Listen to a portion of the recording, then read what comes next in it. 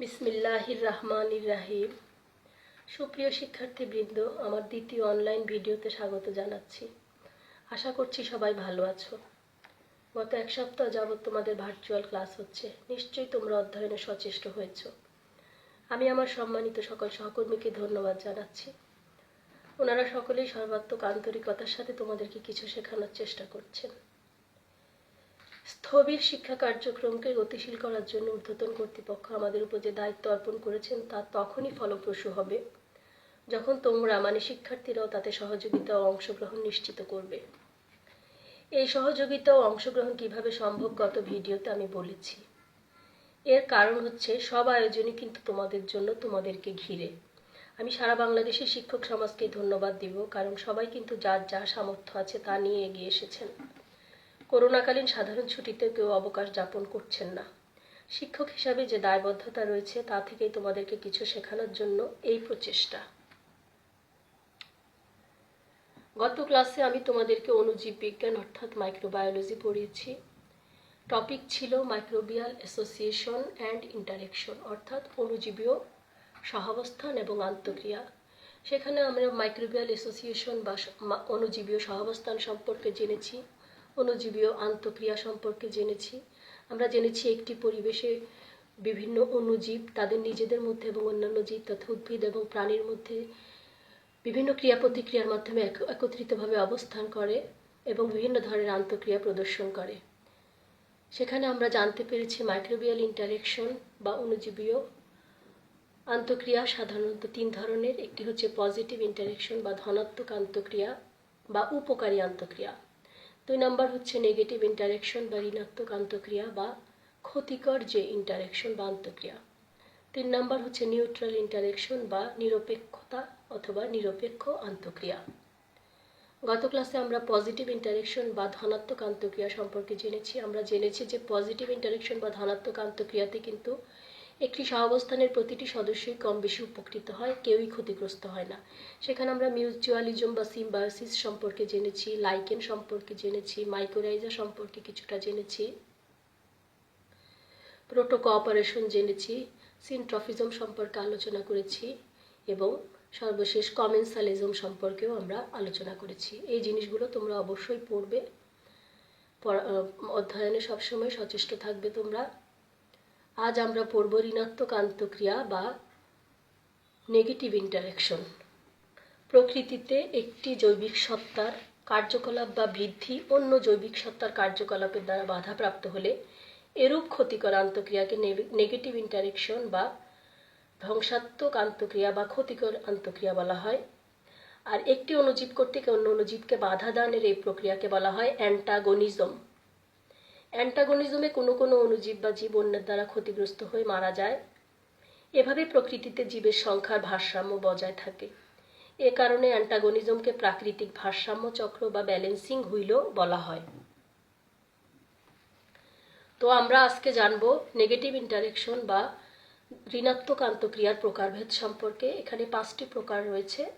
1 নম্বর অ্যামেনসালিজম or অ্যান্টিবায়োসিস। এ ধরনের ক্ষতিকর আন্তঃক্রিয়ায় একটি নির্দিষ্ট অণুজীবের বা জীবের কার্যকারিতায় অন্য অণুজীব বা জীব মারাত্মকভাবে ক্ষতিগ্রস্ত হয়, কিন্তু সংঘের অন্য সদস্যটি কোনোরূপ ক্ষতি ছাড়াই অক্ষত অবস্থায় থাকে। সাধারণত এই প্রক্রিয়ায় বৃদ্ধিরোধী পদার্থ যেমন অ্যান্টিবায়োটিক, টক্সিন ইত্যাদি নিঃসৃত হয়। উদাহরণস্বরূপ আমরা অ্যাক্টিনোমাইসিটিসের কথা বলতে পারি। অ্যাক্টিনোমাইসিটিসও একটি অণুজীব। পরিবেশে এরা অ্যান্টিবায়োটিক্স নিঃসৃত করে যা ব্যাকটেরিয়ার বৃদ্ধিকে বিঘ্নিত করে। কিছু অণুজীব রয়েছে যেমন ব্যাকটেরিয়া সিডারোফোর্স নামক কম আণবিক ওজনযুক্ত আয়রন চিলেটিং যৌগ নিঃসৃত করে পরিবেশে ফেরিক আয়নের ঘাটতি সৃষ্টি করে, যা অন্য অনেক অণুজীবের জন্য ক্ষতি করে। এখানে আয়রন চিলেটিং বলতে বোঝানো হয়েছে সিডারোফোর্স আয়রনের সাথে এমন একটি বন্ধন সৃষ্টি করে ফলে পরিবেশে আয়রনের ঘাটতি সৃষ্টি হয়। উদাহরণস্বরূপ আমরা বলতে পারি সিওডোমোনাস ব্যাকটেরিয়া সিডারোফোর নামক যৌগ উৎপন্ন করে যা ম্যাক্রোফোমিনা স্পিসিসের বৃদ্ধিতে বাধা দান করে। বায়োটেকনোলজিতে দেখা গিয়েছে যে এভাবে উৎপন্ন সিডারোফোর উদ্ভিদের জৈবিক নিয়ন্ত্রণে ব্যবহৃত হয়। অর্থাৎ এখানে কিন্তু নেগেটিভ ইন্টারেকশনের একটা পজিটিভ পজিটিভ সাইড আমরা দেখতে পাচ্ছি, যেমন সিউডোমোনাস ব্যাকটেরিয়া কর্তৃক সৃষ্ট সিডারোফোর উদ্ভিদের রোগ নিয়ন্ত্রণে ব্যবহৃত হচ্ছে। এখানে ম্যাক্রোফোমিনা কিন্তু উদ্ভিদের অনেক ধরনের রোগ সৃষ্টি করে, সেই রোগগুলো নিয়ন্ত্রণে এটি ব্যবহৃত হয়। তো ছাত্রছাত্রীরা, এখানে আমি একটু প্রিন্টিং মিস্টেক হয়েছে, আয়রন চিলেটিং, এখানে CHE হবে, তোমরা এটা মনে রাখবে, CHELATING, চিলেটিং। এখানে আমি একটি উদাহরণ দেখিয়েছি তোমাদেরকে। এখানে ব্ল্যাক ওয়ালনাট নামক একটি বৃক্ষ তোমরা দেখতে পাচ্ছ, লম্বা যে বৃক্ষ সেটি, পাশাপাশি দেখা যাচ্ছে প্রতিবেশী গাছগুলো অনেক খর্বাকৃতির। ব্ল্যাক ওয়ালনাট নামক বৃক্ষটি, এটা আখরোট জাতীয় ফল গাছ, সেটা এমন একটি তার রুট থেকে একটি কেমিক্যাল বা বিষাক্ত কেমিক্যাল বা বিষাক্ত রাসায়নিক পদার্থ উৎপন্ন হয়, যা অন্যান্য গাছের বৃদ্ধিকে রহিত করে দিয়েছে। অর্থাৎ এটা অ্যামেনসালিজম বা অ্যান্টিবায়োসিসের একটি উদাহরণ। তার মানে এখানে ব্ল্যাক ওয়ালনাট অন্যান্য উদ্ভিদের ক্ষতি সাধন করছে, কিন্তু নিজে লাভবান হচ্ছে। 2 নাম্বার আমরা আসব নেগেটিভ ইন্টারেকশন বা ঋণাত্মক আন্তঃক্রিয়া, প্রতিযোগিতা বা কম্পিটিশন। এই ধরনের ক্ষতিকর আন্তঃক্রিয়ায় সহাবস্থানের বিভিন্ন প্রজাতির অণুজীব বা জীব সকলেই কম বেশি ক্ষতির সম্মুখীন হয়। পরিবেশে সীমিত খাদ্য, পানি, আশ্রয়স্থল এবং অক্সিজেন তাদের সকলের দ্বারা ব্যবহৃত হয়। চাহিদার তুলনায় কোনো উপকরণ কম থাকলে প্রতিযোগিতা তীব্র আকার ধারণ করে। প্রতিযোগিতায় যে বেশি দক্ষ বা যোগ্য, ডারউইনের প্রাকৃতিক নির্বাচন মতবাদ অনুযায়ী তারাই কিন্তু বেঁচে থাকে, বাকিরা ধ্বংসপ্রাপ্ত হয়। দেখা যায় যে একই প্রজাতির অণুজীবের মধ্যে পুষ্টির জন্য প্রতিযোগিতা চরম আকার ধারণ করে। অর্থাৎ এখানে আমরা ডারউইনের প্রাকৃতিক নির্বাচন মতবাদ অনুসারে দেখতে পাই যে ক্ষমতাবান বা যে যোগ্য, সেই কিন্তু প্রতিযোগিতা করে শেষমেশ টিকে থাকে বা জয়ী হয়, বাকিরা কিন্তু ধ্বংসপ্রাপ্ত হয়ে বা বিলুপ্ত হয়ে যায়। এখানে কম্পিটিশন বা প্রতিযোগিতার একটি ছবি দেখিয়েছি আমি। সি অ্যানিমলস নামক একটি সামুদ্রিক উদ্ভিদ, এখানে দেখা যাচ্ছে সে টেরিটরি বা আবাসস্থলের জন্য অন্যান্য প্রজাতির সাথে প্রতিযোগিতা করে লাভবান হয়েছে এবং সেই কিন্তু টেরিটরি অধিকার করেছে, মানে আবাসস্থল অধিকার করে ফেলেছে, অর্থাৎ সে এখানে লাভবান হয়েছে, অন্যান্য প্রজাতিগুলো কিন্তু এখানে নিশ্চিহ্ন হয়ে গেছে, অর্থাৎ প্রতিযোগিতায় সে জয়ী হয়েছে। প্যারাসিটিজম। পরজীবিতা এমন একটি সহাবস্থান যেখানে দুটি সদস্যের একটি ক্ষতিগ্রস্ত হয় এবং অপরটি লাভবান হয়। লাভবান অণুজীব বা জীবকে পরজীবী এবং ক্ষতিগ্রস্ত অণুজীব বা জীবকে পোষক বলা হয়। পরজীবী পোষকের দেহ থেকে খাদ্য শোষণ করেই ক্ষান্ত হয় না, বরং রোগ সৃষ্টি করে পোষকের মৃত্যু পর্যন্ত ঘটাতে পারে। তোমরা নিশ্চয় মাইকোলজি বা ছত্রাক বিজ্ঞানে পরজীবিতা সম্পর্কে পড়েছ। পরজীবী প্রধানত 2 প্রকার, বাধ্যতামূলক বা অব্লিগেট এবং সুবিধাবাদী বা ফ্যাকাল্টেটিভ। এগুলো সম্পর্কে তোমরা ডিটেলস বইতে পড়তে পারবে।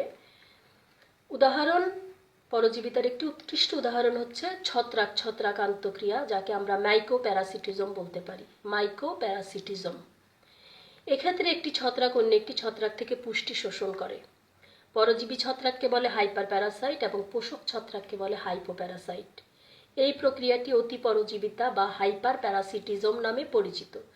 তাহলে তোমরা এখান থেকে কিন্তু obligate parasite, facultative parasite, mycoparasitism, hyper parasite, hypoparasite, hyper parasitism, এই টার্মসগুলো কিন্তু ভালোভাবে পড়বে, কারণ এগুলো কুইজ প্রশ্নে আসতে পারে। এখানে একটি ছবির মাধ্যমে আমি পরজীবিতা দেখিয়েছি। ডডার প্লান্ট নামক একটি পরজীবী লতানো উদ্ভিদ, দেখা যাচ্ছে যে ব্ল্যাকবেরি নামক একটি ফলজ গাছকে আক্রমণ করেছে এবং তার ডালকে সম্পূর্ণ পেঁচিয়ে ফেলেছে বা তার ডালের মধ্যে অবস্থান নিয়েছে, এবং এখানে দেখা যাচ্ছে ডডার প্লান্টটা লাভবান হচ্ছে, কিন্তু ব্ল্যাকবেরি গাছ কিন্তু ক্ষতিগ্রস্ত হচ্ছে। অর্থাৎ ব্ল্যাকবেরি গাছে পরজীবিতা ঘটিয়েছে। এখানে পরজীবী হচ্ছে ডডার প্লান্ট এবং ব্ল্যাকবেরি হচ্ছে হোস্ট বা পোষক।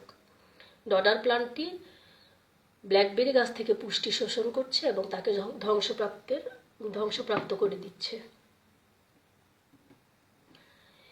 এই চিত্রটি তোমরা সবাই খুবই সুপরিচিত। বর্তমানকালে আমরা এই অতি ক্ষুদ্র, অতি আণুবীক্ষণিক ভাইরাসের কারণে কিন্তু প্রায় গৃহবন্দী। তোমরা জানো এটি হচ্ছে কোভিড-19 বা নোভেল করোনা ভাইরাস।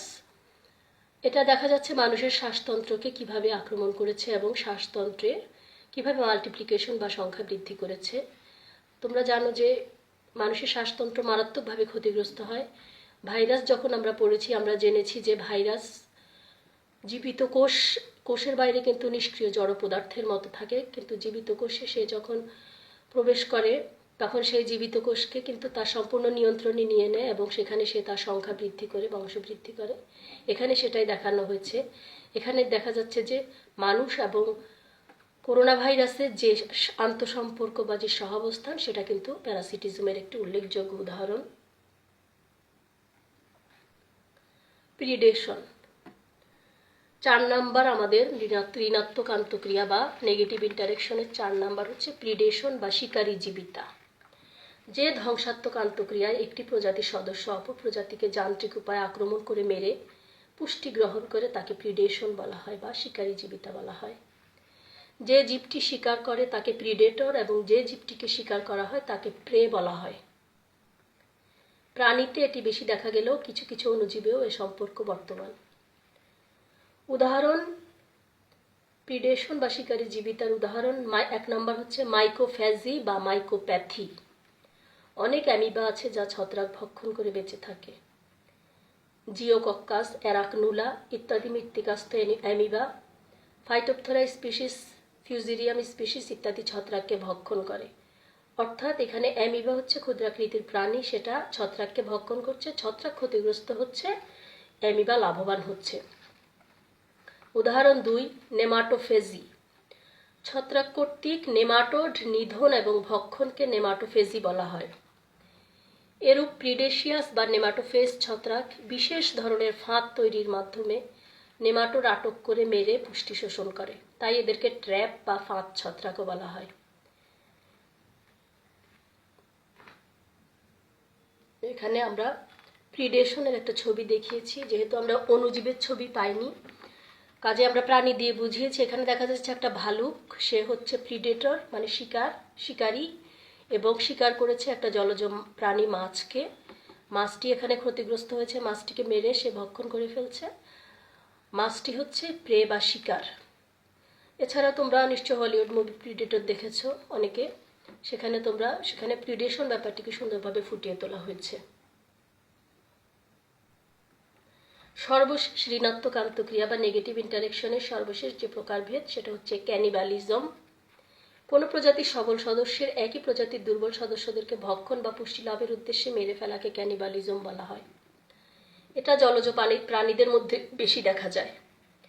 মানুষের মধ্যেও কোথাও কোথাও একসময় প্রচলিত ছিল, এখনো যে প্রচলিত নেই তা নয়, হয়তো কোনো না কোনো ভূখণ্ডে এটা এখনো প্রচলিত। অতি সম্প্রতি অণুজীবের মধ্যে এই ক্যানিবালিজম আবিষ্কৃত হয়েছে। ব্যাসিলাস সাবটিলিস ব্যাকটেরিয়ায় এই ক্ষতিকর আন্তঃক্রিয়া দেখা যায়। সেখানে দেখা যায় যে ব্যাসিলাস সাবটিলিসের সবল প্রজাতিগুলো নির্জীব বা দুর্বল প্রজাতিগুলোকে মেরে ফেলছে। ক্যানিবালিজমের একটা ছবি আমি দেখিয়েছি। এখানে জলজ প্রাণী চিংড়ি মাছ দিয়ে দেখানো হয়েছে। দেখা যাচ্ছে সবল এবং বড় চিংড়ি মাছটি শিশু চিংড়ি মাছটিকে ভক্ষণ করে ফেলছে, এভাবে সে নিজের পুষ্টি লাভ করছে এবং অন্য দুর্বল চিংড়ি মাছটি কিন্তু মরে যাচ্ছে বা ধ্বংসপ্রাপ্ত হচ্ছে। 3 নাম্বার অণুজীবীয় আন্তঃক্রিয়ার নিউট্রালিজম বা নিউট্রাল অ্যাসোসিয়েশন বা নিউট্রাল ইন্টারেকশন অর্থাৎ নিরপেক্ষ আন্তঃক্রিয়া। যখন দুটি জীব বা অণুজীব পরস্পর সহাবস্থান করে কিন্তু এই সহাবস্থানের ফলে উভয় সদস্যের কোনো লাভ বা ক্ষতি হয় না, তাকেই আমরা নিরপেক্ষ আন্তঃক্রিয়া বলবো। অর্থাৎ এখানে কোনো সদস্যই লাভবানও হয় না, ক্ষতিগ্রস্ত হয় না। উদাহরণ 1 নাম্বার মানবদেহের বিভিন্ন অঙ্গ যেমন নাক, মুখ, চোখ, কান, ত্বক, পাকস্থলী ইত্যাদিতে বিভিন্ন ব্যাকটেরিয়া এবং অন্যান্য অণুজীব বাস করে।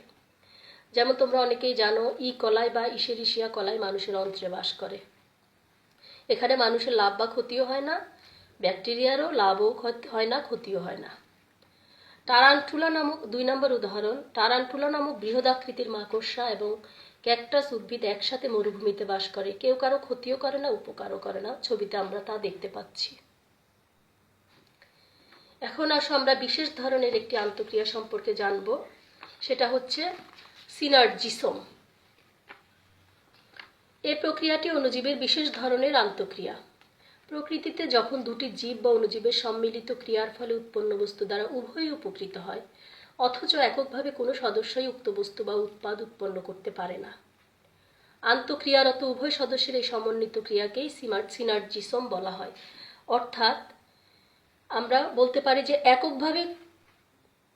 এককভাবে কোনো সদস্যই অভীষ্ট বস্তুটি উৎপন্ন করতে পারে না, কিন্তু যখন তারা সম্মিলিত ক্রিয়ার মাধ্যমে কিন্তু সেই বস্তুটিকে তারা উৎপন্ন করতে পারে এবং উভয় লাভবান হতে পারে। উদাহরণ, এখানে তোমরা ছবিতে দেখতে পাচ্ছ অনেকগুলো মাথা দেখানো হচ্ছে, অর্থাৎ এখানে সম্মিলিত ক্রিয়াকেই বোঝানো হয়েছে। সিনার্জিসম মানে সম্মিলিত ক্রিয়া। উদাহরণ 1 নাম্বার, ধরা যাক এক্স বস্তুটি থেকে দুটি ধাপে জেড বস্তুটি উৎপন্ন হয় এবং অণুজীব ক এবং খ উভয়ের বৃদ্ধির জন্যই জেড বস্তুটি গুরুত্বপূর্ণ। তার মানে যে এক্স বস্তুটি থেকে দুটি ধাপে জেড বস্তুটি উৎপন্ন হয় এবং অণুজীব ক এবং খ উভয়ের বৃদ্ধির জন্য জেড বস্তুটি গুরুত্বপূর্ণ। দেখা গেল অণুজীব ক এক্স বস্তুকে এককভাবে ওয়াইতে পরিণত করতে পারে, কিন্তু জেড বস্তুতে পরিণত করতে পারে না। আবার অণুজীব খ এক্সকে ওয়াইতে পরিণত করতে পারে না, কিন্তু ওয়াইকে জেডে পরিণত করতে পারে।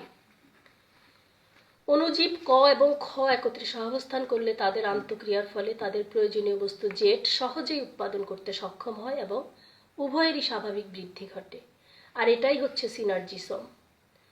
উদাহরণ হিসাবে আমরা আরেকটি বলতে পারি 2 নাম্বার, উচ্চ শ্রেণীর উদ্ভিদের মূল এবং মূলাঞ্চলে বসবাসকারী ব্যাকটেরিয়ার মধ্যে সিনার্জিসম সম্পর্ক দেখা যায়।